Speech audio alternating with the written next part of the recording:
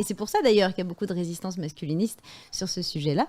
Et donc après, moi, voilà, je fais encore une autre proposition, mais je suis bilingue. Je parle à la fois en inclusive et à la fois à la féminine universelle. Ça dépend des moments.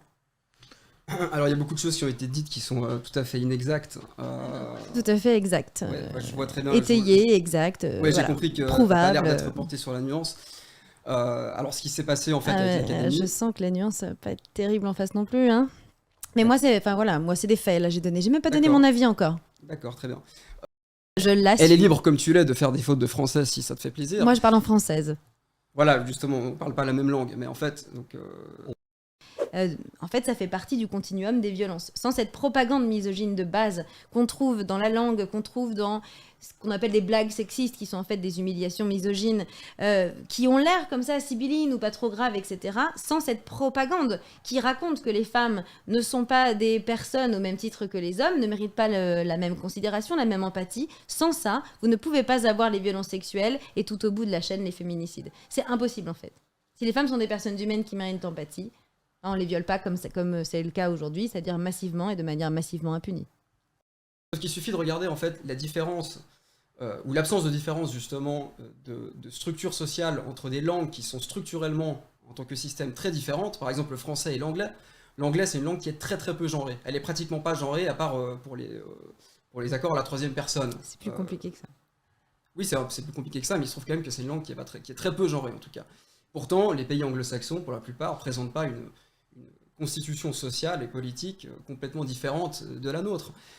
Si je dis it rains ou si je dis il pleut, j'exprime la même pensée, même si elle se fait par une autre langue. C'est pas parce que je dis. Oui, il pleut. Du coup, elle pleut, ça vous dérangera pas? Bah c'est bon, si, alors on peut s'entendre. Elle pleut, que... voilà, terminé. Non, ça change rien. Donc c'est parfait. On peut faire ce qu'on veut avec nos cheveux, du coup. Vous pouvez pas inventer c'est pas à vous de décider. Si. Bah si. Non, c'est nous qui décidons comment on parle. Là, il y a vraiment une méprise. Si. Il y a vraiment une méprise totale. En fait, vous voulez nous faire taire. Vous confondez votre pratique d'artiste et d'auteur. Et d'autrice. Ah non, mais c'est moi qui décide là quand même. Non, c'est pas que ça me fait plaisir, c'est normal, c'est mon métier. Oui, d'accord. J'ai pas de testicules, je suis une autrice, voilà. D'accord, c'est très bien. Enfin, je pense qu'effectivement, c'est encore une fois l'usage qui va décider si oui ou non les locuteurs ont envie de pratiquer l'écriture inclusive. Et les locutrices, évidemment. Donc les locuteurs masculins génériques qui incluent tout le monde. Oui, non, justement. Non, le masculin n'est que masculin. Mais c'est pas à vous non, de mais décider. c'est un fait. Le masculin. Non, c'est pas un fait. Si, c'est un fait. Alors, du coup, je vous encourage à aller voir, à les lire, En finir avec l'homme aussi d'Eliane Viennot. D'ailleurs, quelle beauté.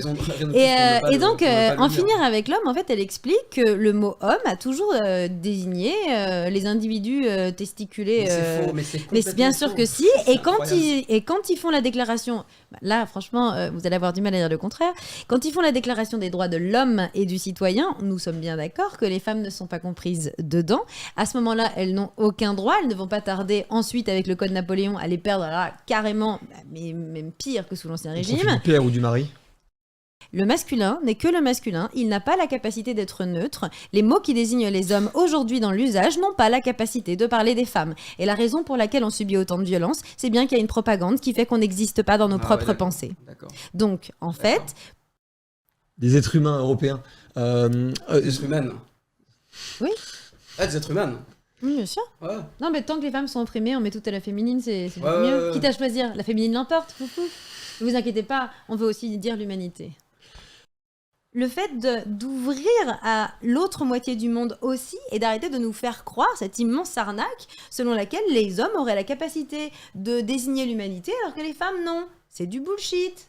Et évidemment que c'est relié à la domination. On est quand même dans une société où il manque des centaines de millions de femmes sur la Terre qui ont été féminicidées. Je veux dire, c'est ça le contexte. Donc, quitte à choisir pour que ce soit plus simple, mettons les femmes en avant. Tiens, tentons le truc. Et puis le jour où les hommes seront violés massivement par des femmes de manière impunie, on en discute. C'est à nous de décider, c'est à nous de voir. Encore une fois, c'est l'usage, c'est les usagers qui vont décider. Oui, et les usagères aussi, ouais, tout à fait. Vous voyez bien que quand vous dites les usagers, on voit que des mecs. Enfin, c'est ça le cerveau humain. Si par exemple, je vous dis... Vous êtes la seule à pas comprendre. Hein.